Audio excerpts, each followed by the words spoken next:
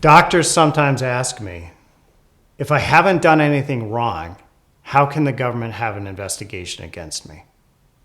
And part of the answer to that is there are all sorts of kinds of criminal healthcare fraud investigations. Some of them are in cases where there's obvious fraud. I mean, if a doctor is billing the government for seeing a patient that he or she never saw, that's fraud, and it's obvious. But a lot of government investigations have to do with the CPT codes that a doctor bills under. And in fact, there may have been a mistake, or there's an argument between the government and the healthcare profession about how certain procedures should be billed under the CPT codes. Those cases involve a lot of gray.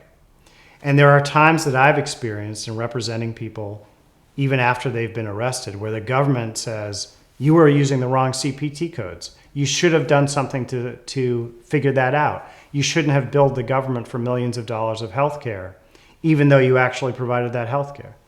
So the answer to the question of how can I, as a doctor who did not try to commit healthcare fraud, actually end up in a case where that's what the state or federal government is telling me, is that a lot of times it's actually a mistake. And in those situations, we have experience with convincing the government, even after they've brought those charges, that a mistake was made.